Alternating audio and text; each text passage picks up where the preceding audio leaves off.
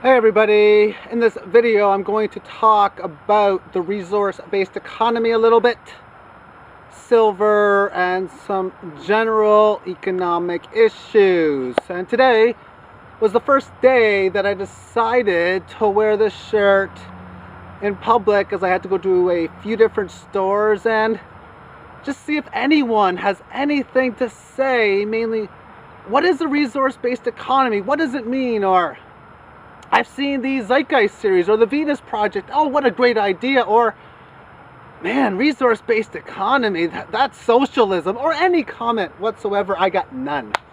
Not only went to about 4 stores or so, but I found that very interesting.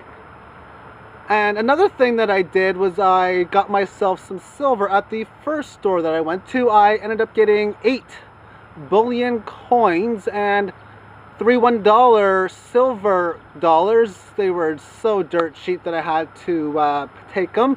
They were selling for 12. I bartered it down even a little bit more.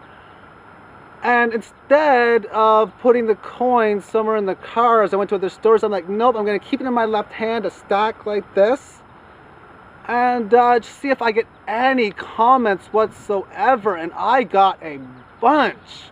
Some people were like, wow, that much? Thinking that it's a ripoff. And I would state, well, silver is about 18 and change American an ounce, which pretty much works roughly to close to 20 in Canadian dollars. And I only paid about, on average, 2.5 tops over spot. Of course, I didn't say it that way. I just said a little bit more. And some people were kind of wondering, well, why? Why would you do it? And the majority of it was, oh, you're a collector, you're collecting. And, well, for the most parts, I would say yes. Although a couple times I'd say investing. For in reality, people who hold dollars are collecting. Whether you have them in your wallet, whether they're in a safe or in a financial institution, aka a bank, or a stock account, mutual funds, whatever, you are still collecting dollars. And when I talk to them about inflation over the longer term time frame, like a 10, 20 year period, well, there's no debating that. At least today, there wasn't debating any of that. And one person mentioned to me, well, you know what? I have this very, very old gold coin. It's an American one, circulated, and it's from the 19th century, 18th something. Now, I know a lot of people would get the tell that, okay, it seems as if he is not all that familiar with it. Well, a light bulb comes on their head, there's a chance for me to get this baby at a fraction, and a small fraction of what it's worth. No, that's not me. Now, if he had something I was interested in, yes, I would try to talk to him, but I wouldn't go out to rip somebody off. Would I try to get a deal? Yes, but not to rip a person off. I know a lot of people do. I've heard people selling their silver quarters for 75 cents or $1, which is a massive ripoff based on the silver content that they would possess. But overall, people, they're still fairly clueless, at least so I have seen, within silver and gold. So I hear on CNBC or any of these articles that you read on the internet how silver looks like a bubble. Well, if people are still clueless about the situation, at least I'm going to say the real world, as in the vast majority of people don't understand, then no, the bubble is nowhere near at this point, or at least price action. It's got a heck of a long ways to go to the upside before a bubble can occur. And I guess what it's going to take is all of this extra debt to pile up. People can debate that inflation is not here, or at least the hyperinflation is not here over the last so many years. And in many areas it's not. But in many areas it is, gold and silver being one of them. food is most likely, definitely one of them, because I've seen the prices going higher and higher. And when you see a product go from, say, 500 grams to 400 grams for the same price, that's still inflation nonetheless. They just try to hide the fact by reducing the size a little bit. Very ingenious little strategy. Not like it's one that I'm particularly a fan of, but nonetheless still an ingenious strategy. Now, a final comment on the resource-based economy, and a lot of people see it to be negative. Hey, you got your own choice. Some people see it as socialism, and heck, I look at the definition of socialism, and I like to be a social guy. That, hey, how does it sound like a bad thing? But if we look at how a current system of economics works, which is that of a monetary system versus that of a resource-based economy, a monetary system works within supply, demand, and money, or that of price, where a resource-based economy works within that of supply, demand, and not price. So therefore, if I was able to produce 1 million, or the world was able to produce 1 million units of food for one period of time, and it's a big reduction from what we had before, and people want more and have enough money to pay more, say they want 1.5 million units, then they're not going to be able to get that extra food because it doesn't physically exist. Even if they have that kind of money, and obviously the net result when that happens on the monetary supply and demand is that of higher prices.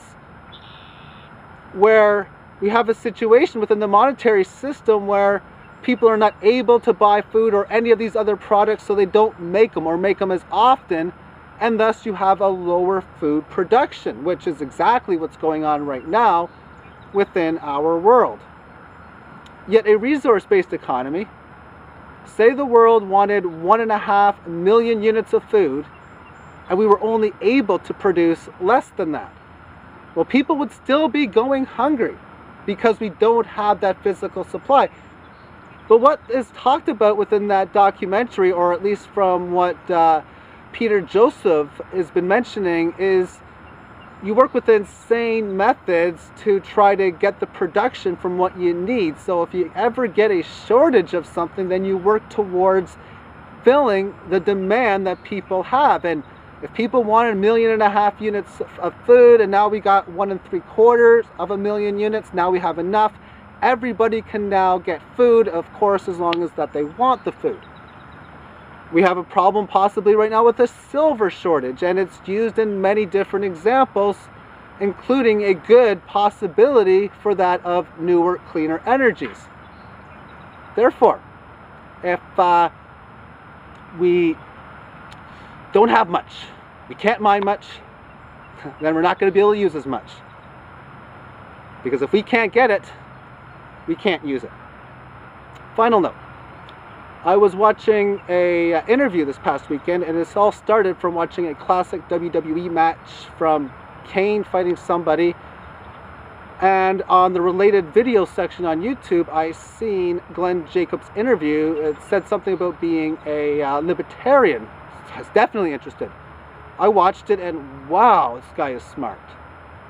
And if you're watching my videos because of the economic situation, maybe you watch other vloggers like Demcad, Vision Victory, and there's a long list, and others like Peter Schiff, Jim Rogers, Gerald Celente. Once again, that list can go on and on. Then the information he's going to say is stuff you have not heard before. In fact, he made an analogy that I've been making recently within the Apple example, where if one apple is worth $1, and he was talking about the supply going higher along with the demand, where you have more supplies of dollars. Before, you used to get, for an apple, you could exchange that for $1. So normally you can say dollars are money, but in an example here, we'll say the apple is the money and the product you are looking for is fiat dollars. Therefore, when the fiat dollars rise, then the prices would go lower, as is if the apple supply goes higher, the prices would go lower. So before, one apple was $1. Now all of a sudden, you take the apple that you have, and instead of getting $1 for it, all of a sudden now you're getting $2 for it. So you're getting more from the same asset class you had before. And if you reverse that around, that would mean instead of an apple being worth $1, it's now worth $2, thus inflation. And he makes some very good points. And I'll put a link to that video in the more information box. It's a two-parter, so I'll put the first part of it on there. And that got me thinking. A lot of times you see people, and generally speaking, if I don't know you or I really haven't heard much of your talk within economics, I'm going to guess that you really don't have a clue about the situation. And in this case, he does. And he said he's been waking up now for about a decade, which is quite amazing. And more people are getting this information, as not only is the debt situation hurting them and they're some way, somehow finding the answers, but you run into people who end up having the information, oh, debt's guaranteed, or I'm buying gold and silver because of this, and thus the domino effect of people waking up comes into play. Now, how fast has this domino effect been coming into play? I don't think that fast as of now, but if we look at the ratio of people whom are waking up in comparison to those who are unwaking up or dying, the ratio of people waking up is going higher and higher and higher. Because the powers that be were able to do whatever it is that they intended to for so long without people having the slightest of clues. And even if they did have a clue in the 80s or 90s, well, what are you going to do about it? Which was exactly the case. They inflated the price of gold and silver down after the inflationary scare of the 70s came, and everyone thought all was fine again. I mean, I watched a video, an old video on CBS recently too, on Ben Bernanke, which was done right around the 2009 stock market bottom. And he was saying for the economy to get better, that is when the banks will be able to lend freely again, and well, everything's just so peachy, I guess. But in reality, that's what the problem consists of, is lending money from currencies that don't exist because of the monopoly that the Federal Reserve and all central bankers, for that matter, have. Alrighty, thank you for watching this video, and have yourself a magnificent day. Bye-bye.